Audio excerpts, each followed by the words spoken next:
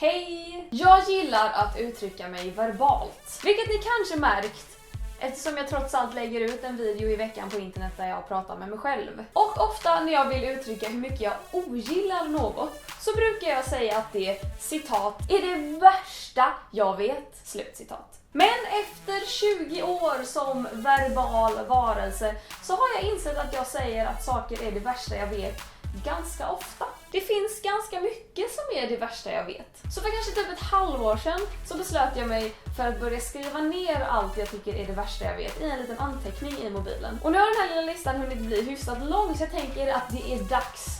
Dagen är kommen för mig att inviga er i mitt samlande. Så idag tänkte jag alltså berätta vad som står i min mobilanteckning som går under det väldigt passande namnet I röva idag! Som för övrigt måste uttalas på Göteborgs accent och som vidare är 100% stulet från Morgonpasset i P3. Men det kanske inte är någon som minns det och det är okej att låna saker ibland.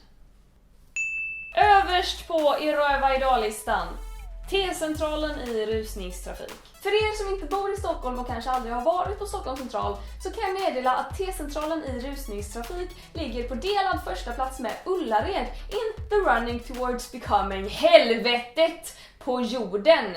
Och fatta hur mycket T-centralen är i röva idag när det dessutom är överst på min lista och därmed det som gjorde att jag ens började skriva den här listan. I röva idag! Resväskor. Av den simpla anledning att du blir hatad av folk när du går med en resväska på stan. Hatad! I röva idag! Resväskor på T-centralen. Well... I röva idag! Resväskor på T-centralen i rusningstrafik.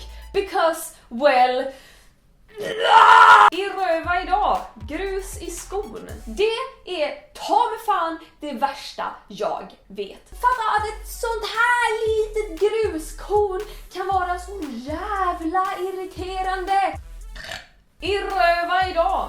Mensvärk. Vi gör ett litet test. Hur många av alla er som kollar kan förklara för mig vad mensvärk egentligen är? Jag lärde mig vad mensvärk är igår. Efter 7 år som fertil kvinna. Efter 85 mensar. Mensvärk är när kroppen dödar livmoderns vävnader för att det aldrig kom något befruktat ägg som skulle bli ett barn. Det som händer är att vävnaden inte får luft och sakta krampande dör av syrebrist för att sedan stötas ut ur kroppen.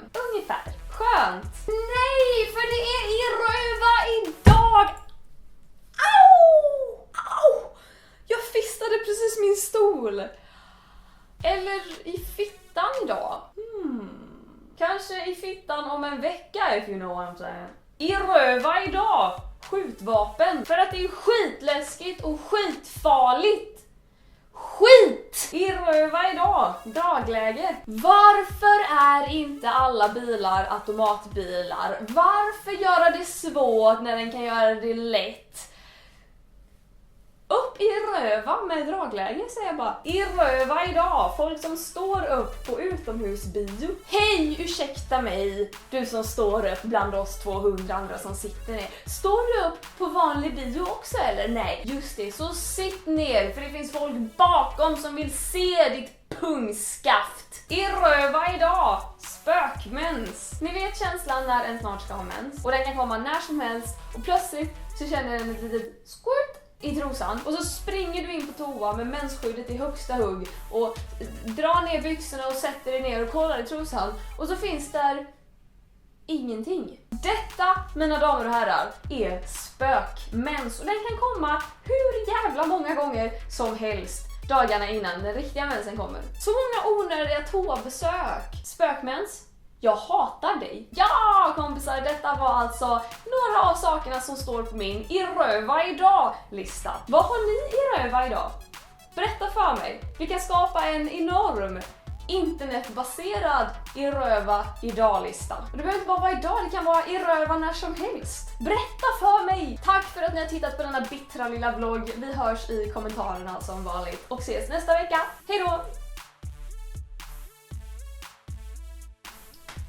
För er som inte bor i Stockholm och som kanske aldrig har varit på Stockholm central så kan jag meddela... Gud, såg ni spottet som flög där?